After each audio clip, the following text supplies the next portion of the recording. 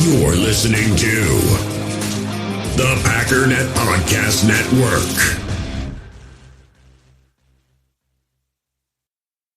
You ever hear of test driving a phone network? Well, US Cellular is letting you test drive their nationwide 5G for free. Try out US Cellular wherever you have spotty service. Your commute to work, that one spot in your house where your service dips. It's as easy as doing a little beep boop pop boop pop with your phone.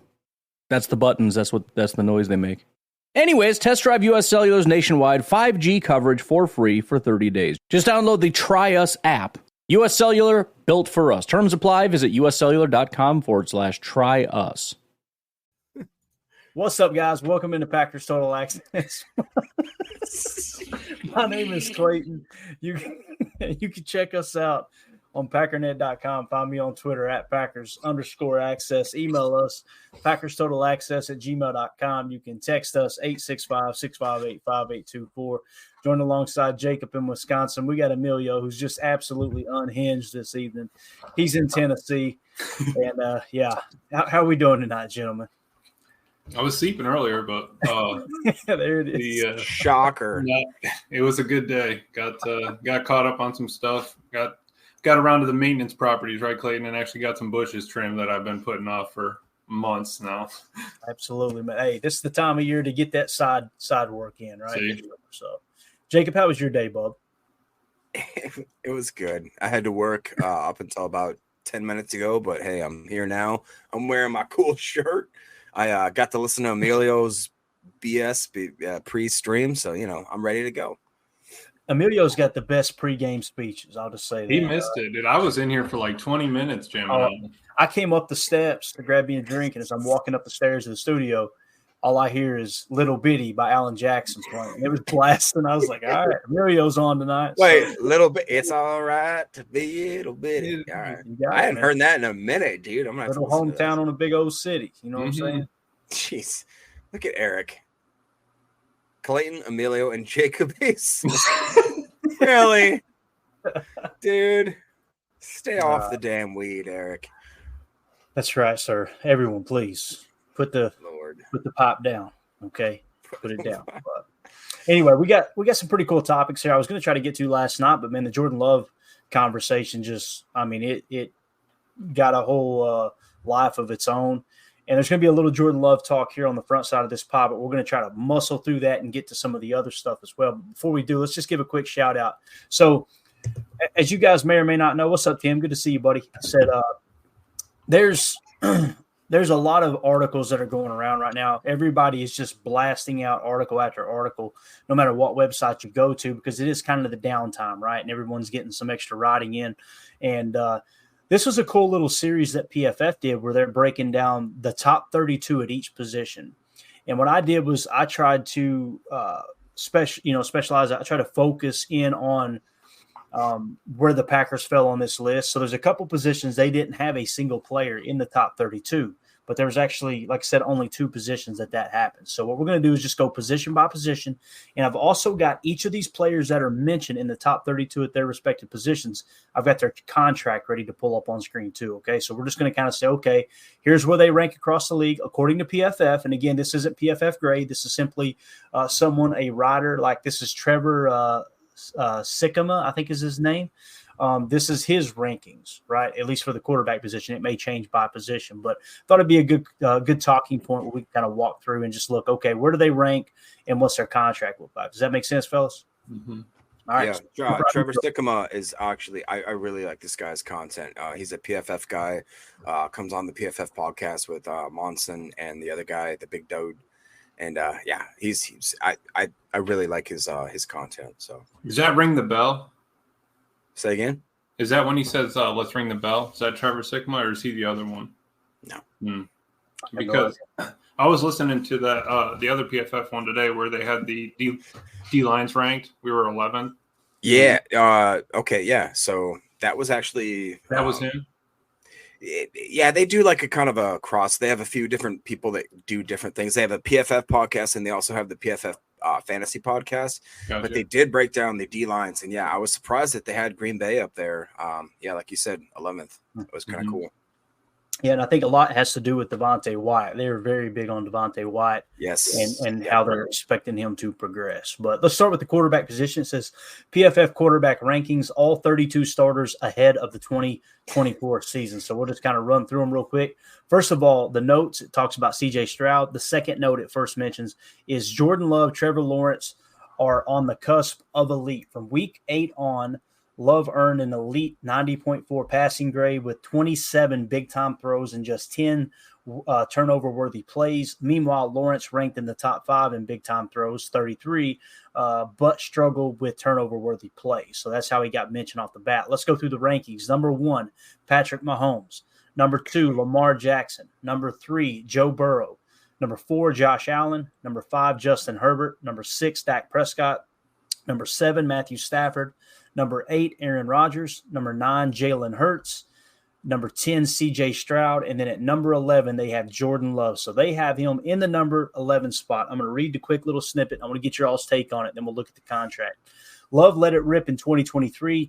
He was a top 10 quarterback in total passing yards, a top 5 quarterback in big-time throws, and a top 2 quarterback in passing touchdowns during the regular season.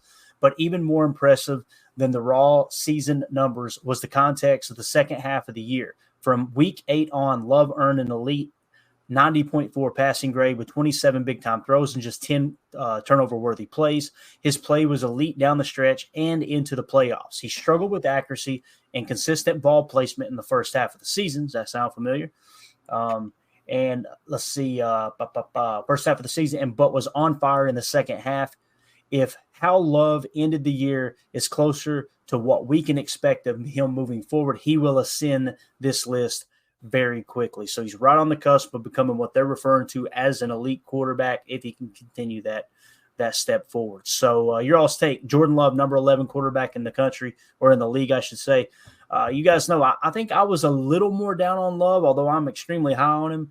It seemed like I had a couple people when we kind of did this before that I felt like was better than Love, and you guys, I think pretty much across the board, everyone disagreed. Like Justin Herbert's one that I thought was better than Love, and it seems like everybody other than me was like, no, I think Love's better than Herbert. But what do you guys think about him being in the 11th spot here, according to PFF? I mean, just look at that first paragraph. That's all you got to say. I mean, Love let it rip in 2023. He was top 10. He's top 5, and he's top 2 in passing touchdowns. I mean, like, what else do you really need to know about that other than the fact that, and again, I was mistaken the other day when I was on this podcast. I said his back half of the season, he had like 17 touchdowns and 2 interceptions. He had only 1 interception. So sorry about that, guys. I completely gave you some misinformation, disinformation for sure. Yeah, you don't want to do that nowadays. Disinformation spreading. So Amelia, what do you think? What do you think about that? I love the title that he's under, the melting pot of starters. The dude is not a melting pot. Okay, the problem is nobody wants to say that Green Bay's top 10 in anything. I feel like we're just riding that cusp. Like we were just talking about, D-line's 11th, Jordan Love 11th. We're just not going to be able to tag him with that number. But hey, C.J. Stroud can get it. That's fine. But where's the love for Mr. Love? Trevor Lawrence. Look at Trevor Lawrence, just a knock behind him there. Yeah, he got the bag. Brock Purdy right behind him. He's going to get Brock Purdy at 13. I think that's just crazy. To me, Brock Purdy's top 5. And I know people are going to go, shut up, Clayton. I hate the Niners too, but boys, that boy balled out, man. There's no two ways about it. He did. And he does, and I understand the argument. He's got a ton of weapons around him. There's no denying that. He has an offense that's just absolutely loaded, right? So, do you think that all this? Remember when we had Matt LaFleur isn't good because he has Rodgers, and Rodgers isn't good because he has this and that. It's like, is this an excuse for Brock Purdy though? Because like he have weapons. He has the best wide receiver, arguably, in the game. The top, I would say, the best 2 wide receiver grouping in the game. He has, bar none, the best running back in the game. He has a really good defensive line. He has a really great linebacker group. Number 1 tight end-ish. And he also has, a defense that year in and year out is going to help him, throughout that struggle. So Brock, he does have small hands. So there is that. Thank you, Afham. Always being the... I got to give him one of these. You know what I'm saying? Like, really, bro? Really? We need Shannon Sharp's voiceover. We'll just go, really, bro? You know what I'm saying? But honestly, Clayton, I mean, you're right that they had Trey Lance, it didn't work. So it's not just everybody around him. The dude has made it work with them, but they do have elite skilled players, which obviously helps them. And they have the best fullback in the game as well. We can't forget about Juszczyk. So it's like they got talent all over, but at some point they're not going to be able to hold it all together. Give us a couple of years while our young talent goes up. Randomly good question from Eric. Surprisingly, he says, "Put Purdy on the Commanders. Do you think he performs?" Listen to me, guys. Put Tom Brady on the Commanders and tell me if he performs. Like that place is in shambles. Yeah. I'm sorry, there's no one going to convince me that even Tom Brady could go into Washington and just turn that thing around. Hey, people talk about how he left New England. He did it somewhere else. He went to a top 3 offense in the league. Bruce Stepped Arians. right into that Tampa. Yeah. And they said, all right, run what you want to run. Like, you couldn't pick a better situation for him. I understand what you're saying, Eric, but at the same time, man, it's I don't think Jesus could win in Washington, to be quite honest. There you go. Still in my My apologies. Love the hot dog, by the way, man. Great. Never know what you're gonna get from over there. But so with that being said, let's hit on real quick the contract for Jordan Love, all right? Because we're talking about him being, borderline top 10. And, what does he do this year? What's his cap hit? That type of thing. Now, obviously, you got a couple voidable years there towards the bottom. But in 2024, his cap hit is $12.7 million. Now, it's pretty much fully guaranteed for the most part. The dead cap is 12.5. Not that you would look to cut Jordan anyway, but it is worth mentioning. Now, there is a couple of voidable years, like we mentioned, in 2025 of 5.2, then 1.7 in 2026. And I think there's less than $1 million after that. So if you were to not extend him, you would still have a cap hit next year of $5.2 million, although we all know they're going to extend him or at least franchise him. God forbid it comes to that point. So I just want to point that out. You got a guy who's stepping into that elite status, right? And we had a great lengthy conversation last night about Jordan Love and whether or not he's a top 10 quarterback or even a top 5 quarterback. And you can see the money that we're paying him is it's unbelievable. $12.7 million against the cap is wild. Now, some people go, yeah, Clayton, but they're getting ready to sign a new contract. What's that going to look like? Here's Trevor Lawrence's deal. All right. And let's just kind of look at how the cap hit changes. So in 2024, his cap hit is $15 million. Next year, it's $17 million. So the first year that you have the new contract kind of taking effect is in 2026, and it's only a $24 million cap hit. Now, that's not to say that Jordan Love his contract is going to be structured exactly the same. Please don't take us the wrong way. But I'm simply saying that from year 1 to year 2 of the new deal, which would be 2025 and 2026 for Jordan Love, you're looking at somewhere between $24 and $35 million in cap hit, which we've been pretty vocal about all year. Now, if you take that with the money the cap hit that's already on the books with that voidable year at $5.2 million, now you're looking at, if he is $25 million against the cap at Trevor Lawrence's number, $24 million, I should say, you tack on that extra 5, he's going to be closer to $30 million cap hit for 2025. Just wanted to point that out, that I think it's worth mentioning. But as far as on the books this year, Jordan Love is well worth the money. I mean, that Goody, again, I've been very vocal. I feel like Jordan did the Packers a huge favor by signing that little 2-year extension that allowed them to see what he was. Now, there's a ton of escalators that are not on this screen grab that he was able to hit, and I'm sure he's able to hit this year statistically and wins and making the playoffs and all that good stuff. But just on the surface, just a really, really good cap hit. Emilio, we always talk about percentage of the cap, man. 5%. Yeah. That's wild, dude. And the only thing I was thinking about was for his cap hit, if it was at Trevor's 24, wouldn't he be at 19 roughly million to get him to the 24 for next year? Or are you saying he'd be 24 for next year? Because aren't we adding in that cap hit as well? To me, I would add in that cap hit after the fact. So Gotcha. What I would say is being the first year of his new deal. Now, you got to take into consideration, too, it's a little bit different the way Trevor Lawrence's contract's extended because, we're in a final year of Jordan's contract, and we got to see how that's going to be structured, front-loaded, back-loaded. But what I'm saying on the surface is $24 million is without that voidable year, okay?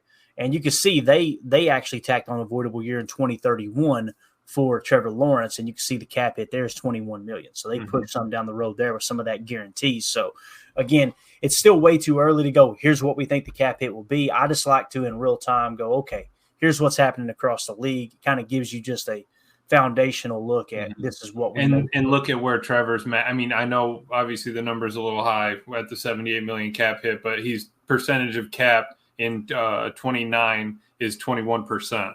So that's not terrible. I mean, we've held Aaron Rodgers around 15 to 20%. I mean, I think his whole career once we started paying him big money. So I mean that's handleable by a pro organization.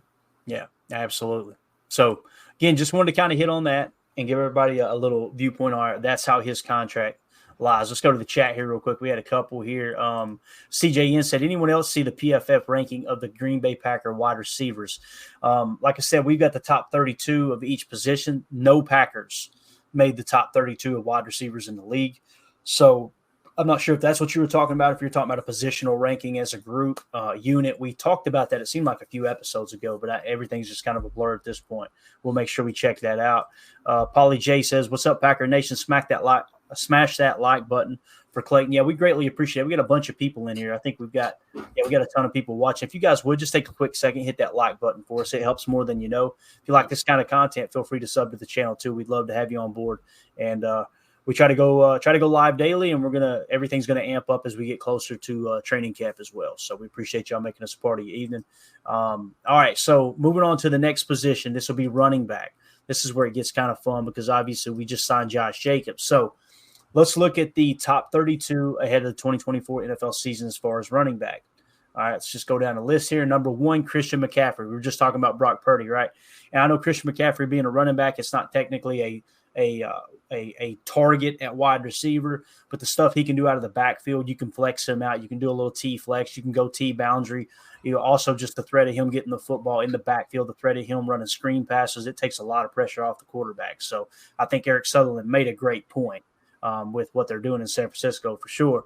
But number 2, Derrick Henry. Number 3, Jonathan Taylor. By the way, Derrick Henry in Baltimore now. Number 3, Jonathan Taylor with the Colts. Number 4, Nick Chubb, Cleveland Browns. Number 5, Bijan Robinson, Atlanta Falcons. Remember everybody making fun of the Falcons for taking him in the first round? Yeah. Bro, he is a difference maker. You don't believe me? Go back and watch him just cut up the Packers. They also made fun of the Lions for taking Gibbs, which we can still say that's maybe iffy, but we'll see. Yeah. Number 6, Saquon Barkley, now with the Philadelphia Eagles. You talking about a cat that's going to be running hard against that division rival Giants. Do you see what their GM said, I think it was? I watched the first episode of Hard Knocks offseason, which is unbelievable, where they're following the Giants through the offseason, this previous offseason. What did you hear him say? All I saw was a picture online. I think it was, you're not gonna have a $40 million quarterback hand off to a $12 million running back, roughly. Yeah. So I just was wondering if you had seen that because I get it, but he was in the room with I think it was his assistant coaches. Yeah. And, like the coaching staff, or at least some of the scouts and everything. And it might've been his VP of player personnel, but basically they were kind of pushing back on him, and I got a pterodactyl in here. They were basically pushing back on him because he was like, hey, we should let him test the market. And he said, listen, we're paying a quarterback $40 million. Right. We need to get an offensive line to protect them. Are we going to pay I'm not interested in paying a quarterback $40 million to hand off to a $12 million back. I kind of agree with that if that's how you're going to build your roster. But at the same time, I think we would all agree on this podcast, as of right now, Daniel Jones is not the guy. So the real mistake was, thinking Daniel Jones was the guy.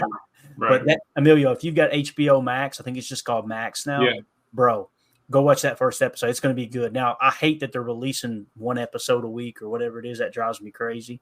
I was ready to binge watch it today on the bike, and I got pissed when it said, I was like, why ain't the second episode playing? I clicked, it was like one episode. I was like, I'll go check it out. Yeah, it's really good. Just cool. I find myself just gawking at the offices going, man, what's their offices look like? What do they got? You know what I mean? I'm just a weirdo like that. But anyway, Saquon Barkley to the Eagles. Number 7, Breece Hall to the Jets, or with the Jets. Number 8, Aaron Jones, Minnesota Vikings. Can I get a boo for that, boys? Boo. Number 9, Jahmyr Gibbs with the Detroit Lions. Boo.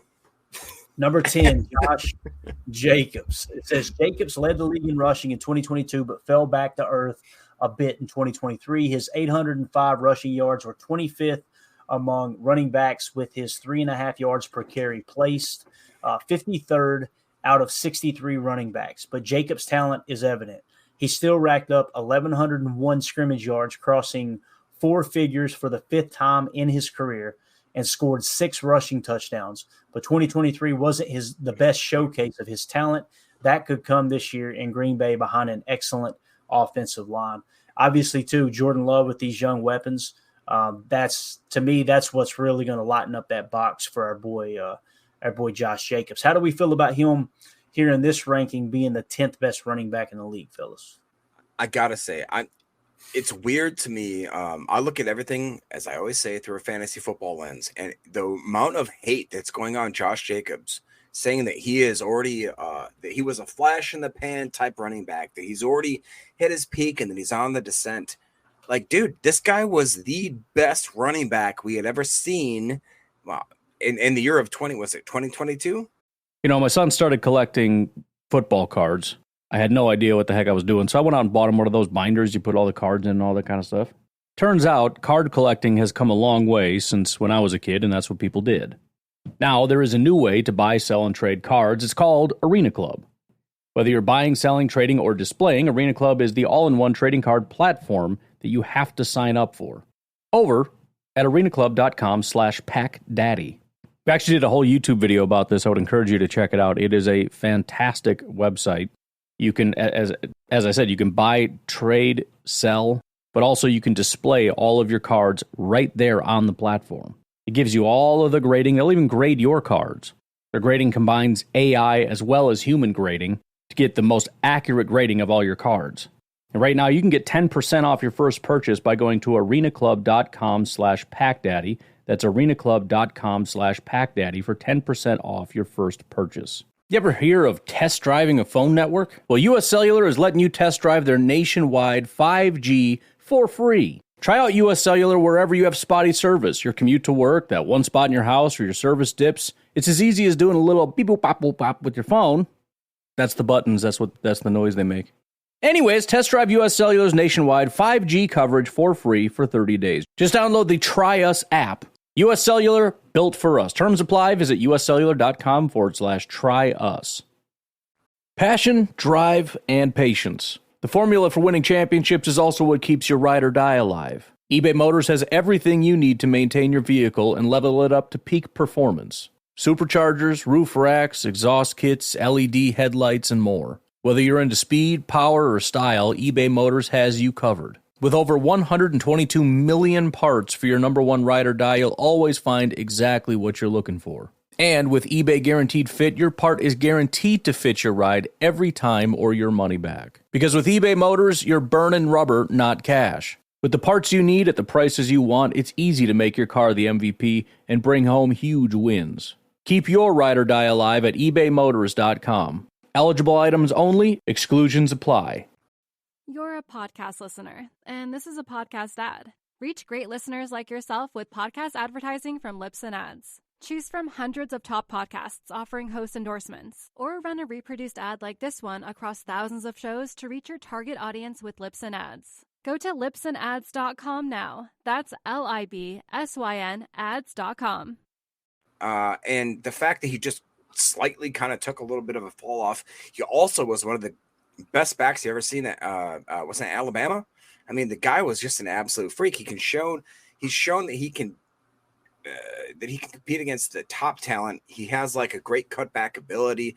The guy is actually showed, I think, that he has maybe cut a little bit of weight, that he'll be a little more nimble. And what he has actually said that he has lacked in all of his other seasons is the fact that they didn't utilize him in the pass game.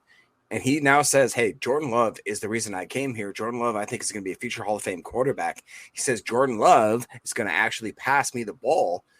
I see Josh Jacobs being an absolute freak in the passing game, and we're not even talking about the running game. I think that he's going to be an Aaron Jones-esque type back, but can also take 20 to 25 carries, whereas Aaron Jones is getting 10 to 15. So, yeah. I love when people sleep on us. That's what I love, man. So let them keep sleeping. Coach Lynn said we better be top 5 at running back. I know Coach Lynn's pissed right now. I'm telling you, they don't want to speak above 10 for the Packers until the season starts. No one wants to take that jump. It's unbelievable. What do you think, Emilio, with number 10? Where would you put him at? Do you think that's disrespectful? How do you feel, man? No, I mean, I feel like if he's already been the best running back in the league and we got Bijan and everybody else ahead of him that have had one season, we're kind of pulling at straws there. We're projecting more than anything, right? Bijan's a great running back, but Jacobs has done it. So yeah, obviously last year wasn't exactly what he was looking for, but I'm excited for him to run behind our offensive line now. And also what I've been picking up is that the Jaguars are low key kind of right next to us. Jaguars and Texans, I feel like we need to kind of keep an eye on just because they're one in the AFC, but two, their team is kind of around the same, overall roughly. They got the same ideas, sort of tendencies. So I think that would be kind of cool just to keep an eye on during the season. Definitely. Eric Sutherland said he played uninspired with the Raiders last year. That team stunk and he wasn't happy. Also, they were able to load the box on him all year long. Right. They had like Aiden O'Connell and Gardner Minshew. Uncle Rico, Gardner Minshew. Everybody was out there trying to quarterback. So, yeah. I was going to see if there was any other Packers. I'll just scroll real quick. I don't think there was, and I'm not saying there should have been. If I remember correctly, Josh Jacobs was the only one that made the top 32. So, yeah, there you go. All right, so there is your running back. Now, when we mention him being in that number 10 spot, let's look at his contract and how it lays out, him being Josh Jacobs, okay? So his cap hit for 2024 is only $5.3 million. His cap hit in 2025 is 11.3. Cap hit in 2026 is 14.6. Cap hit in 2027 is 16.6. Now, when you look at the overall contract, you think, man, that's a lot of money, dude. That's a lot of money to pay a guy. But what you notice is the total guarantee is $12.5 million. So you got to kind of look at it like it's a 1 year, $12.5 million deal, and you can get out of it, after that. Now, the way it's going to work is that they've got it spread out in the structure of the contract. So you got a potential out in 2025, 1 year, $14.8 million, and you got $9.3 million in dead cap. So essentially in 2025, if you want to walk away, you're going to eat $9.3 million in dead cap, but you're also going to free up roughly $2 million.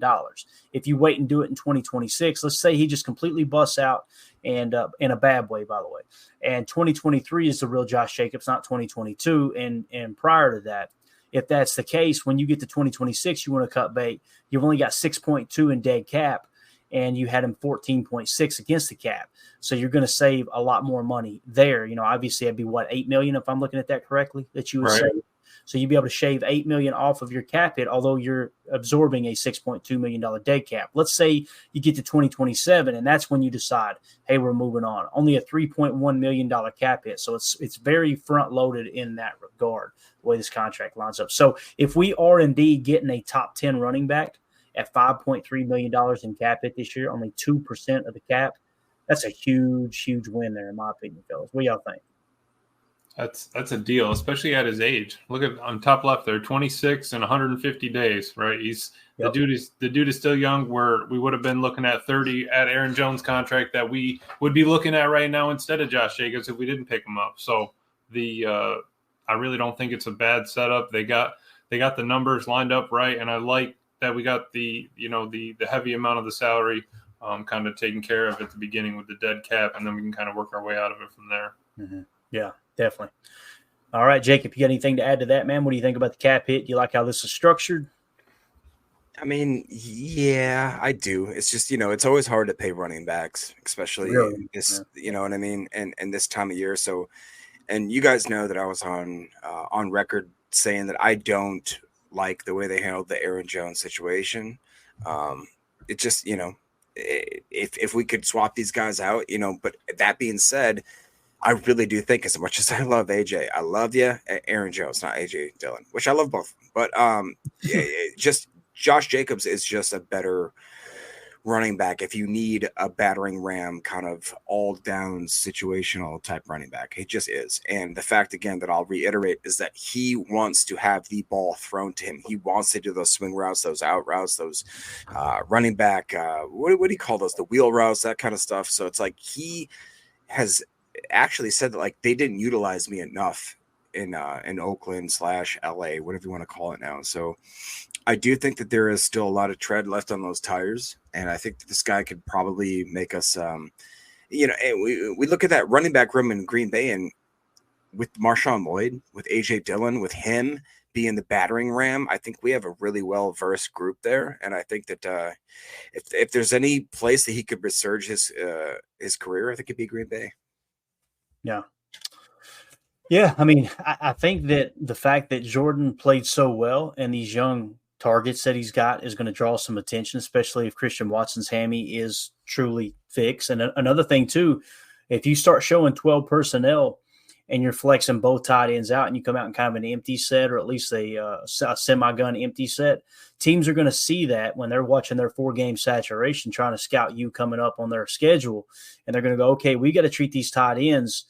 We got to treat it at least as if one of them is a wide receiver, especially if Luke Musgrave can break out. And we're going to talk tight ends next. If that's the case, then what you're doing is you're going to come out and show a lot of 12 personnel. You're forcing them where they should be normally in a base defense, a base 34 or a 43. They're going to go, all right, let's treat one like a wide receiver. Let's go to 11. Next thing you know, we're bringing those guys in line, one in the Y, one in the off U, and you're just running the ball down their throat. That's really going to help Josh Jacobs. So to comment what you're saying there, Jacob, I think that the amount of weapons that the Packers have and the way they could potentially use these tight ends with Tucker Kraft and Luke Musgrave, I think it could make things a lot better for Jacobs. Go ahead, Neil. Right. No, I pulled up his PFF stats. So 2019, he was second in the league, 87-1. 2020, he was 21st at a 76-3. 21, he was 13th at a 79-5.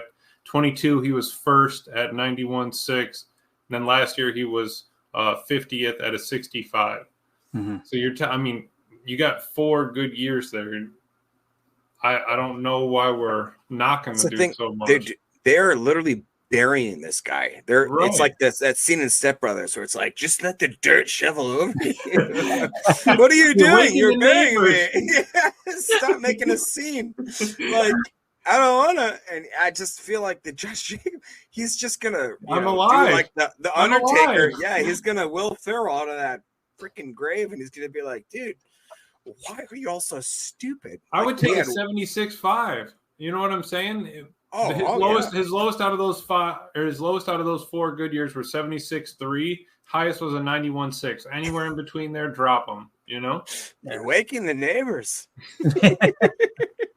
We have Mr. Larry Cano in the house earlier. Say good evening, everyone, and Smitty. Good evening, gentlemen, and Smitty. No, he didn't say that. Larry's too nice to say that, but good to see you, Larry. Thank you for swinging through, buddy. We appreciate you. Let's talk tight ends now. Y'all ready? Not those kind of tight ends, Jacob. Get your head out of the gutter. All right. So, here we go. PFF tight end rankings top 32 ahead of the 2024 NFL season. Let's just walk right down the list. You've got George Kittle, number 1 with San Francisco. Number 2, you got, your Travis Kelce, a.k.a. Travis Swifty, at number 2. All right. Number 3, you got Mark Andrews from the Baltimore Ravens. Number 4, you got T.J. Hawkinson from the Minnesota Vikings. Number 5, you got Sam Laporta of the Detroit Lions. I just want to stop here for a second. And I know I'm going to catch some hate because this is a Packers podcast, but it's pretty wild that Dan Campbell used to be a tight end, correct? That was his position. He played in the league. He goes out and he drafts T.J. Hawkinson, okay?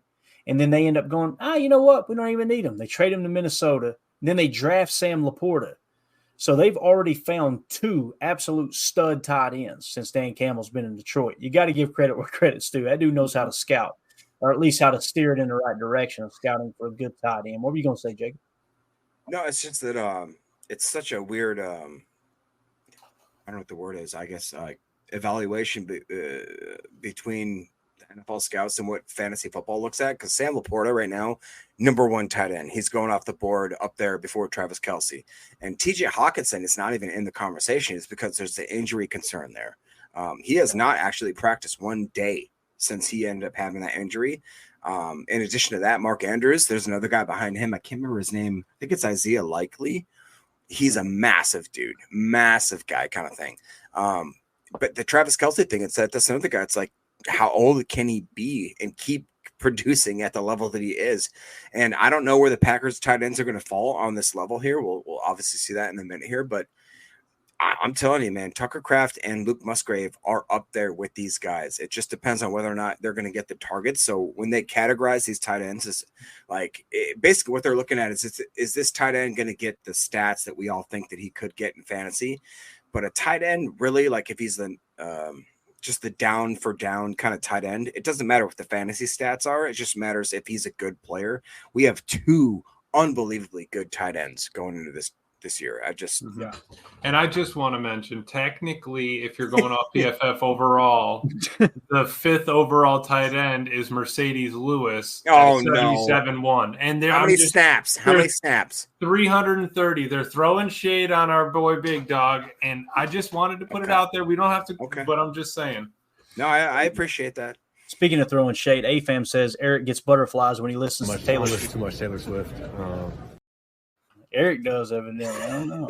So, Eric's such a good sport. He always laughs at AFAM's just absolute assault on him here in the chat. So, number 4, TJ Hawkinson of the Vikings. Number 5, Sam Laporta of the Lions. Number 6, Dallas Goedert from the Eagles.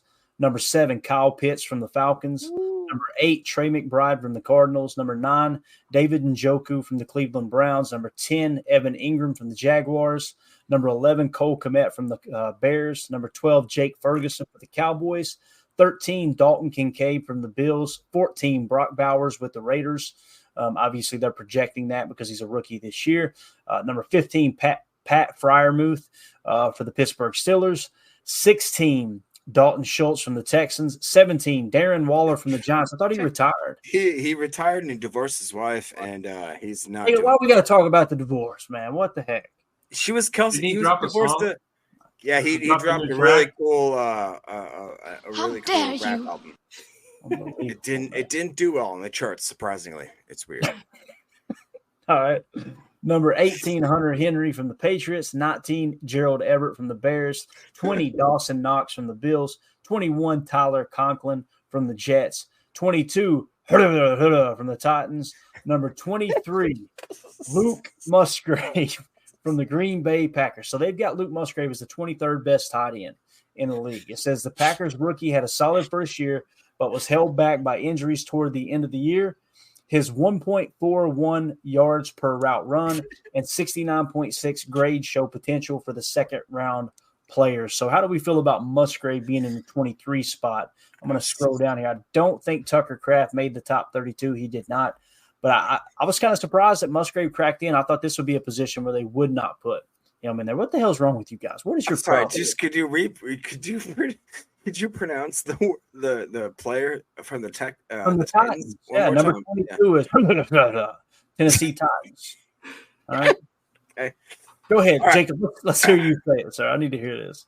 No, I defer. Bigazimi Okonkwo. Yeah, that's actually. Don't you cuss on this pod. Don't you dare cuss on this pod. Emilio. Oh, that's because he's got that ethnic tongue. Sorry. Oh yeah. Go ahead, Jacob. What do you think about Musgrave at 23? Is that fair? Is that low? Is that high? Yes, I think it's fair. I think that, actually, honestly, no, it's not fair. I think that he will be definitely top 12. That's my thought, especially because of the fact that Tucker Kraft, Lung Dart, Chuck Norris, Tucker Kraft, my dog of all dogs. I love the guy. He is he's battling a pec injury, which, as you guys know, you can't make the club in the tub. That's our motto all the time. I believe that he came on strong at the back half of the year, but that was only because Mr. Luke Musgrave had a little bit of a late ending injury, and I think that he will. We watched it, man. We watched was it Matt LaFleur, one of those games where he caught that long bomb, and they're like, Musgrave dead on his feet, woo! Like, and the whole team just absolutely let it go. Like he's like a baby giraffe. He's finding his legs, man. He's getting it, and once he gets that connected, man, he's going to be a force to be reckoned with. I really do believe that we have two great tight ends there, ready to go for the Green Bay Packers in 2024. 2024 season, and I think that, like I said, Tucker may take a little bit, so it'll be nice to have Musgrave kind of lean into that and let him kind of, who I would ask you guys, who would be the third or fourth? Are you thinking it's Sift and Tyler? or Sims. Right? I personally think it's Sims' job to lose. Same. Tyler Davis has got to come back from the injury, and he's got to kind of prove himself. Although the special teams was strong, but right, his performance on special teams was big. Coming back from that injury is going to be tough for Davis. I definitely think it's Sims' spot, and then we'll go from there. But Musgrave stayed on his feet. Go ahead. I didn't even know we had that. I didn't know we had that either. Literally just put, man, when you got a NASA computer, boys, this is good. This is good. That's perfect. Well, all I was going to say was Luke Musgrave really did have a good year. His overall was a 68-1. He had a 69-6 in receiving, a 45-7 in off or pass blocking, and then a 59-3 in run blocking. Honestly, his run blocking is pretty good. We'll work on a couple pass blocking plays, and that dude would be, top 15. He's ready to break out. And some of the other guys that they were mentioning were just like up and down on this list. Like there was no rhyme or reason. They're projecting, they got Brock Bowers on there. So maybe they could have projected that Luke Musgrave was going to break out because he stayed on his feet now. So we can't get any credit for that. That's all right. Milio's taking names tonight. I love it too. So when you look at Luke Musgrave's contract, this is what's really exciting. Let's say he is truly the 23rd best tight end in the league. Look at his cap hit. 1.9 million this year. Next year it jumps to 2.3 million. 2026, 2.6 million. Just Goody absolutely cooking there. And again, you guys know I've been pretty vocal. I personally think when we came out of the draft, I would have said Luke Musgrave is better than Tucker Kraft. Okay. After the season, I feel like Tucker Kraft is better than Luke Musgrave. Again, it would benefit me more with my draft coverage to say, I got it right with Musgrave. I got it wrong. I think Tucker Kraft's a better tight end. But man, like Tucker said in that article the other day, we don't play over or under each other. We're right there beside each other. And I just really, I don't know, man. I'm excited about that tight end room. They're going to grow. Go ahead, Jacob. What's going on? Share with the class here, sir. No, I am just I'm good, man. I actually said I don't want to go ahead and toot my own horn or whatever, but I was a Tucker Kraft fan. That was one of my guys. And honestly, Musgrave was a guy that I did not think was on my radar. I thought that he was a little bit because he wasn't Oregon State, if I'm not mistaken. Tucker Kraft? Musgrave. No. Musgrave was, Oregon State. Tuck was the South. He's a rabbit. I love how everybody's got their different pronunciation. You say Oregon, and I go Oregon. Just Oregon. Yeah. You know what I mean? I don't know, man. I just thought that they both kind of. You remember when we had Bubba Franks? Remember when we had guys where it was like, yeah, that's a tight end. Like that guy just he just seems like he works in that position. Do you guys remember Jeremy Shockey? Do you remember how absolutely thunder punching that dude was? Like to the point where he would look for contact. I think Tucker Kraft is more of that type of tight end. And I think that Musgrave is more of like the who am I thinking of, Emilio? Like maybe more of the more of a Tony Gonzalez type, flexed out, bigger body, can catch the ball. But looking at Tucker Kraft's grades, 60.4 overall, 65-1 receiving, a 70.3 pass blocking. So maybe him and Musgrave can work on that with each other. He'll teach him a little pass blocking. Musgrave will teach him a little run blocking because Tucker's was actually a 48-7 there for run blocking. So we'll work on that. That's a good thing to eyeball this offseason. Clayton's over here hunting pterodactyls, and I think that Tucker Kraft would love to go hunt some pterodactyls with Clayton. I mean, right out of the side of a helicopter, we're good to go. Right. Smitty said it best, man. Yeah. Aaron Hernandez. No. Don't do this, A-fam. Stop what it. What is wrong with you? Stop, Eric. Stop. Bro, really? Come on. That was the one clean comment you could have put up from A-fam in the past 10-minute chat he's had with Eric. Exactly, man. I know this. So when you get through with A-fam and Eric Sutherland in the chat after the show, man, you definitely got to wash your hands, wash your butt, man. That's it. That's all. You know what I'm saying? Especially on a Friday night like this, Man, I'm telling you, dude. See, why, guys? Why? A-fam, you did this. This is your fault. God almighty. No. Really, Oh, Eric? Who did it? Stop it. Stop it. All right. It's Emilio. So delayed, dude. You would how bring he it out, did it. When it popped up too, this is what I seen from Jacob. Yeah. Oh man. All right, let's do one more position and we're gonna wrap the show. Okay. There's no reason to go long. We'll pick this up in the morning. I'm gonna get this tear down. Oh man, you see it on me? Bro, I'm telling you, man. I'm about to turn Clay Matthews loose We on need to me. get him one of them bug shots. Yeah. Anyway, let's go offensive tackle. Y'all good with that, boy? Hang in there, Packer fan. I love you, brother. Please Don't hang in there, Packer fan. Go find something else to do, man. It's horrible in here. I'm just telling you right now. I love you, brother. All right, so let's move on to tackle real quick. All right, and again, you got to think there's pull it together, Emilio. We're almost done. So when you talk about the tackle position, obviously, you got 2 starting tackles on every offense. So when you say top 32, there might be a right tackle, there may be a left tackle. Right now, we definitely put more emphasis, more value on the left tackle position. We've been very vocal about that on this show. But nonetheless, we do have a tackle that makes the list here. Let's just run down through it. It says PFF offensive tackle rankings, top 32 ahead of the 2024 NFL season. Number 1, Trent Williams, San Francisco 49ers, going right back to the Brock Purdy conversation. Just an absolute stud on his offensive line there, right? Number 2, Tristan Wirfs from the Tampa Bay Buccaneers. Number 3, Penei Sewell from the Detroit Lions. Number 4, Christian Darrisaw from the Minnesota Vikings. Can I real quick interject? Christian Darrisaw, who we did last episode, we talked about how Zach Tom and our boy Rasheed Walker outperformed him by far. I shouldn't say by far, but at least by measurable numbers. So just saying. There you go.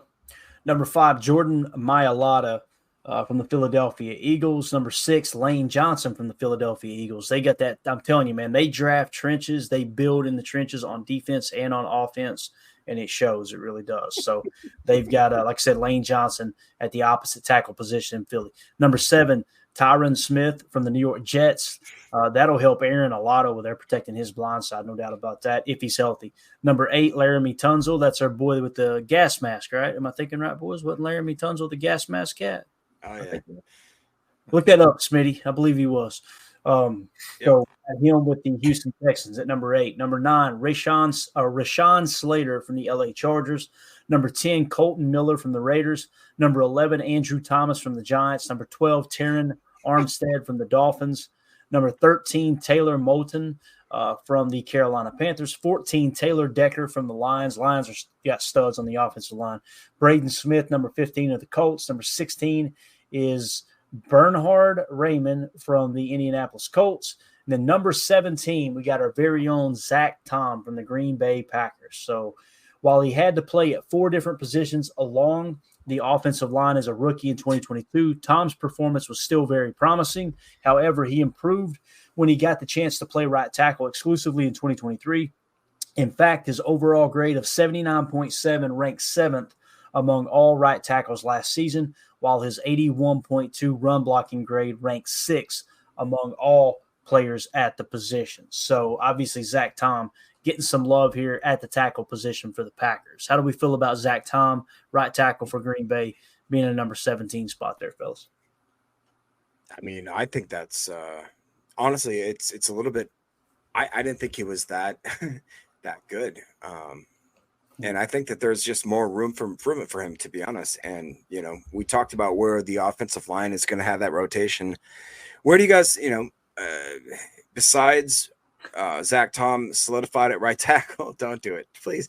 Come on, I already did it, and it made me laugh. Jason Spriggs better be on this list. Man, I love it when just random Packer names pop up. I love it. So basically, what we have to decide here is whether or not who's going to play left or right guard. Right? Is that kind of what we're at? Zach Tom is the right tackle. We're pretty much deciding whether or not Elton Jenkins is going to play left guard, or Morgan, or whoever insert here, whether it be Sean Ryan or whatever, it's going to play right guard. If everyone's healthy, I think the offensive line is pretty much set. I think it's Rasheed Walker, Elton Jenkins, Josh Myers, Zach Tom at right tackle, and right guard is an open competition between Jordan Morgan, Sean Ryan, Jacob Monk, those 3 guys. Let's go Monk, bro. I want Monk. Yeah, I personally want Jordan Morgan to bust into the lineup because I don't want – and listen, I know it's not a huge percentage of the cap, him being a first-round pick, but still it's a much larger percentage of the cap than the other guys. I just want to see that money on the field. Now, if he's not the better player, put Jacob Monk out there if he's better, right? Yeah. But, yeah, I think Jacob Monk, from what I've heard, he's really impressed people, though. But, Amelia, what do you think about Zach Tom at number 17, bro?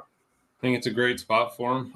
Looking at the overalls on PFF, he was actually ranked 15th overall with a 79.7, 72.3 pass, and 81.2 run blocking. But ahead of him are 2 Detroit Lions, 2 Eagles, 2 Colts, a Vikings, Bengals. So he's a good tackle. You know what I mean? Like they're finally going to actually give him a little bit of respect, but. Again, a young player that has skill, ready to grow with this team, protecting Jordan Love's front side. I'm fine with that. We just gotta lock down the blind side protection, put that little wall up around Jay Love, and let him go to town. Definitely. M. Smitty in the chat. I just wanted to point this out. I just noticed his profile pic is the Meat Missile Award pick. Wow. Oh, no. Yeah. He said yes. Tunzel was the one with the Bong gas mask. So there you go. All right, so I'm just going to, before we scroll down, let's do this real quick. Again, Zach Tom, the 17th ranked tackle in the entire league. Again, that's left tackles and right tackles. His contract is an absolutely beautiful thing. His cap hit for 2024, $1.1 million. Wow. That is wild. 2025, it only jumps to $1.2 million. That's what happens when you hit on those late round picks right there. 0.4%. 0.4% of the cap. 0.4. That's crazy. That's like Jacob walking into Ross and just rolling the whole damn rack outside, putting it in his Volvo. You know I'd look so good for so many years if I had that money. Walking into Ross, bro, I'd have all the fashions from the last. Leaves him a sticky note, an IOU sticky note, and walks out with the car. This is a big one. We're going to hold on to that. Under pressure. All right. So there you go. There's where Zach Tom lands. Now let's do this. Let's just kind of scroll through this list. I'm not going to read them all off. You guys help me. Amelia, are you crying? I want to see if Rasheed Walker makes that. Got me. This is a big one. You're going to want to hold on to. You do what? Are you speaking? In the suitcase. This one's for a car. That's a big one. You're going to hold on to that one. Yeah. Oh. These are better than see this. These are IOUs. 250,000. Might want to hang on to that one. God, such a good movie, man. All right, so yeah, that is all the that's the only tackle that landed on the list. So we're at the 49-minute mark. We're going to wrap up there, and we're going to pick back up with offensive guard tomorrow. Okay, does that sound good with everybody? We good with that? Good to me. All right, so let me just make sure I got this right here. Yeah, all right, cool. So I will go ahead and kind of clip everything, have it ready for tomorrow. We'll pick up at guard. And now some people are going, you didn't mention wide receiver. We had no wide receivers ranked in the top 32. Now some people will go, that's absolutely crazy. According to PFF's grades, and this is where people go, oh, man, they're contradicting themselves. Understand there's a difference between the grades and personal opinion of the writers at PFF, okay? So many people have a hard time, like, understanding that. But this is like, for instance, the guards. When we hit on the guards, this article was written by Thomas Valentine, okay? So just understand this is how he ranks the guards. And some people may or may not like that. I personally like it when you get multiple people giving their opinion. That way it's not just one person, okay, we see him as the grand poobah of ranking, positions, right? So, but with that being said, there were no Packer wide receivers in the top 32. I'm not overly upset about that because, like I've said before, it kind of feels like we've got a whole wide receiver room full of number twos with potentially two that could break out as number ones. So yeah. Go ahead, Jeff. I always laugh at the people that really hate on PFF. And I also laugh at the people that really put a lot of emphasis to PFF because it's just a metric like we've talked about. It's one measure of a tool evaluating thing. But I really do enjoy listening to PFF's podcast because they actually highlight sometimes we're like, yeah, Sam Monson, he's got this weird accent. I can't quite place it, but he's got this weird thing. And he'll be like, I can't quite know where these people are coming from. And they'll get a bunch of hate. Yeah, they'll get a bunch of hate from a guy, and they don't quite understand why. And it's like, I do listen to their podcast, and they actually acknowledge the fact that, like, hey, I know we're getting a lot of hate. There's nothing really that we. It's not the fact that we're watching these guys placing. They have a metric that they use. They have a grading system that they use, and that's why you line that up with SIS. That's why you line it up with your own vision watching a freaking game. You know, that's why you line it up with stats, with the ESPN's type of stuff. Like, to me, if you scoff at more information, that makes you look like an idiot. You know what I mean? Like, you need to have as much information coming in as you can. That's what I love about this podcast network. That's what I love about Ryan. Ryan takes in every single kind of information he can. Granted, he's going to be probably pessimistic, but it's going to be as much of a conglomerate, you know, of that information that he can get. And I think that that's what you should look for when you're looking for information, whether it be podcast or just general knowledge. Look for differing opinions and then see what the average of that is, and you'll probably find what the truth is. And I think that we've done a good job. PFF does a good job. SIS 32 team, or 33rd team. I think that if you look at all those as a conglomerate, you look at what they produce there, it's like, yeah, okay, that's what it is. And you know, that being said, this Green Bay Packer team, man, I really do think that we have a couple positions where people just aren't expecting us to be that good, and we are going to be that good. I really do think that. And I know what you're saying with that point, Jacob. Listening to that today, that they were like, we had the stat of a sack, but then we were also trying to get better, trying to look at more of a true number, like how Clayton likes the on target versus catchable. Yep. So you want a stat that you like, that you can look at. They got what was pressure percentage, or pressure percentage is a more true evaluation of the effect on a defense per play sort of thing. So that's it. I mean, it could be something where you make your own Excel sheet and you draw something up because you want to look at the numbers that way, right? But I mean, it's tough, right? Looking at their numbers, we have 3 receivers in the top 50 with overall grades. I don't know if that has snap counts or anything, but just right off the wide receiver grouping. But there's nothing that they project that they see. So again, we're fine with being if we can still have a couple of dark horses in there, no one knows how to attack them. That's fine. We were like that before. I think we can open that again. I was just going to say, Amelia, like, it's better to be the underdog, right? Like, go ahead. Think that we don't have 5 wide. Right. Don't think that we have 7 wide receivers on any given point that can absolutely burn you. Go ahead. Yeah, because you know the first write-up they're going to do next year in the offseason. Yeah. Well, looking at the numbers from last year, we should have seen this coming with their projection of being at 70s already. I don't know why we didn't think this. Yep, that's absolutely. You got to look at the projection. You got to look at where do we think they're going to, not where have they been, right? And that's exactly how coaches look at it.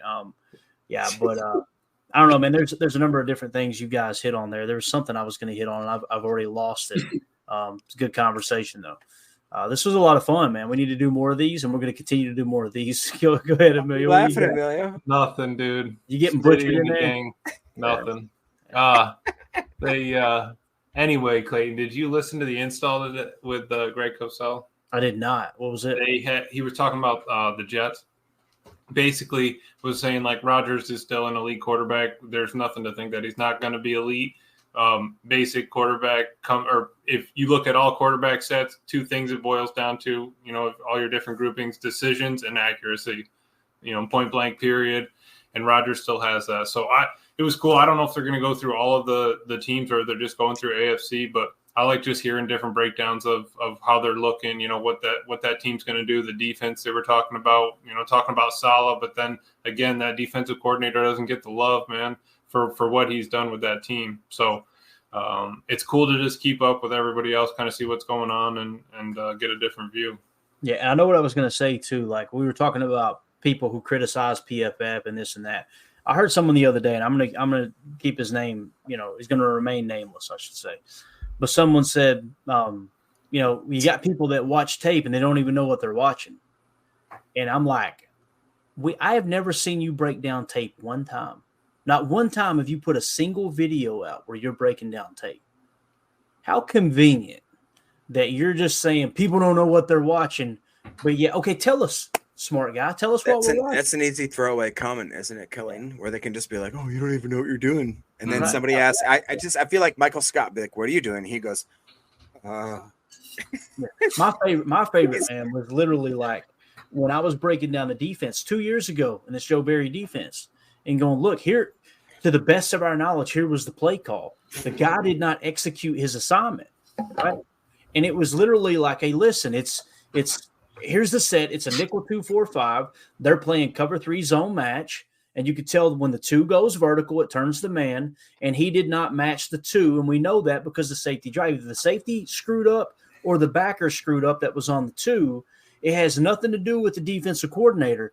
And literally the guy responded and said, that's just word salad. What the hell? What?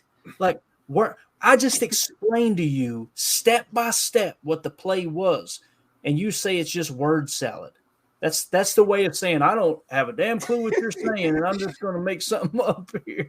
So that just blows me away. You know, it reminds me of, it's like when you ask a pundit or like a Packers like whatever fan, it's like write a book about what you do, and then they ask Michael Scott, write a book about being a businessman. He goes, Chapter 1, the businessman, and then he trails off. That's it. That's all he's got.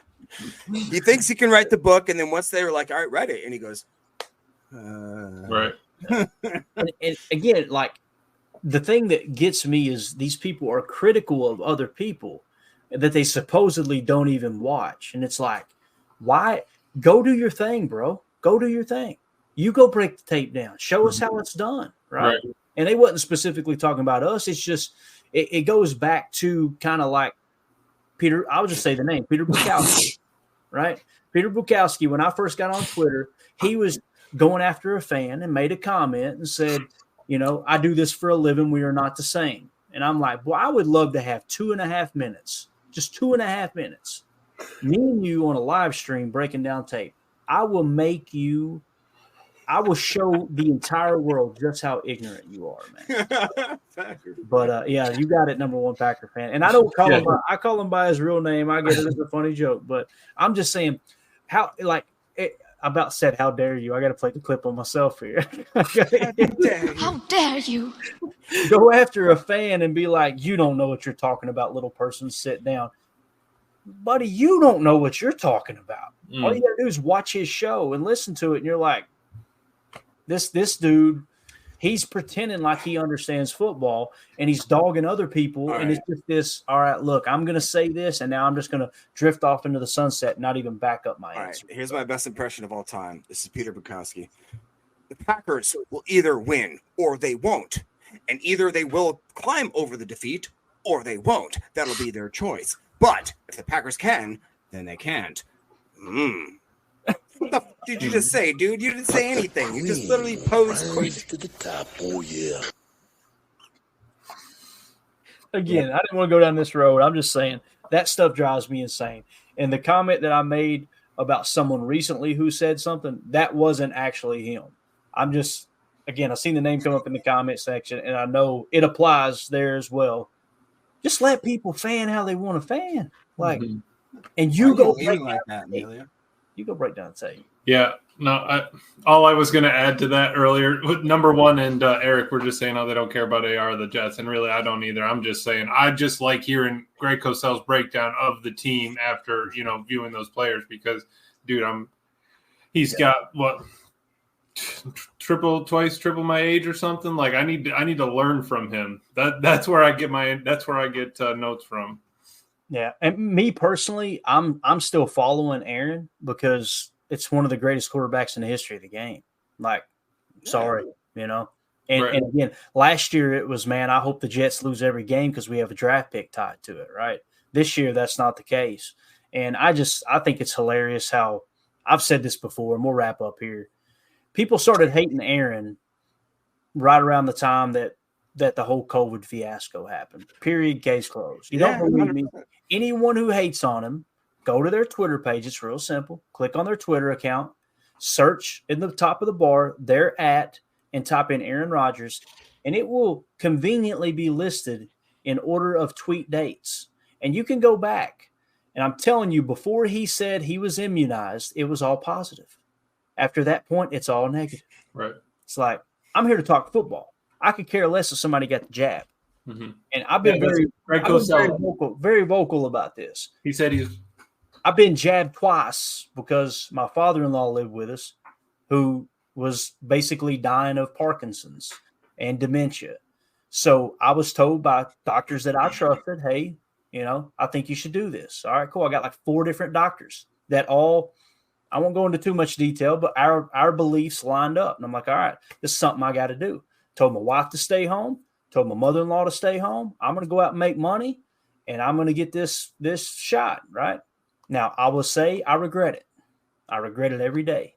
And I've got literally medical documentation going, yeah, this is why you got low blood pressure. This is the only thing that changed.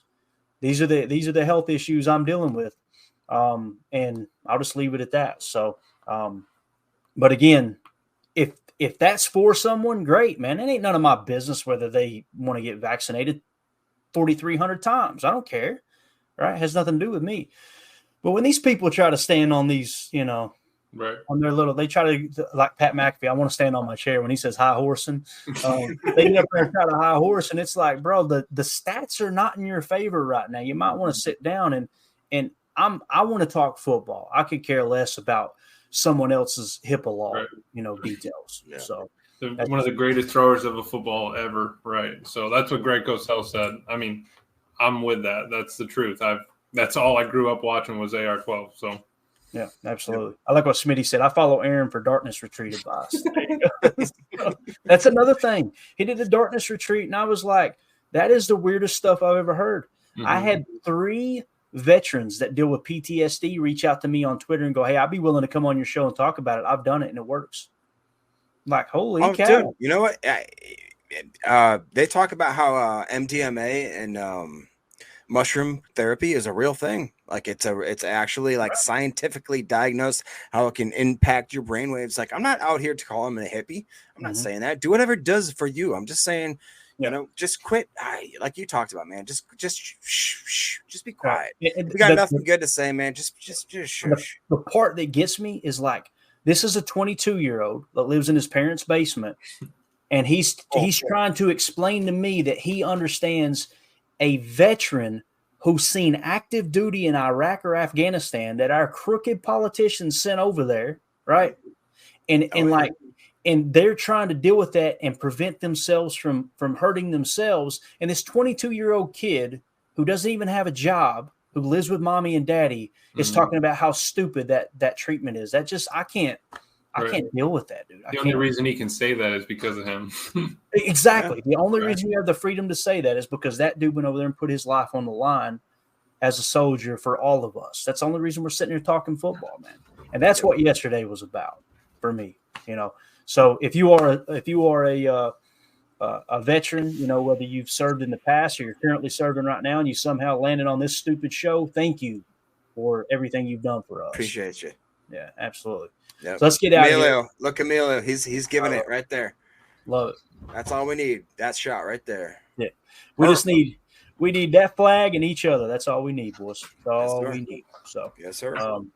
Let's see here. Smitty says, as a vet with PTSD, anything which helps you deal with it should be worth exploring. Amen, buddy. Amen. Yeah. Appreciate your service, Smitty. I didn't know that about you. And isn't it funny how the ones who never talk about it are the ones, you know what I mean? Right. I just awesome. So, all right. We're out of here. Appreciate you, boys. We're way over now. We were ready to wrap up at 40 minutes. And here we are we're talking about mushroom therapy and everything else. Welcome to 2024. So we'll be back tomorrow morning, though. Going to do a morning show. If everything goes as planned, we'll pick up where we left off, start with the guard position, and walk ourselves through the defensive side as well. So if you guys are available, I know Emilio won't wake up till noon. No, he won't be up. He'll wake up at noon and eat his Fruit Loops and then lay around on the couch and watch cartoons. So it is what it is, right? Nice iced coffee. Get my day going. There you go. I know what you're putting in that coffee, too. You sent me a bottle of that. That was nice, man. That stuff is elite. I need to get you another one. Yeah, you forget to pay your bills when you drink that with your coffee, but it's really nice. If you're available, Jacob, feel free to hop in, buddy. We'll be here in the morning. I got you. All right. Smitty wraps it up perfect. Says, go, Pack, go, and God bless the USA. Amen, brother. Amen. All right, we're out, guys. We'll see you in the morning. Everybody have a wonderful evening. We'll hit you with this on the way out real quick, just right here. How dare you?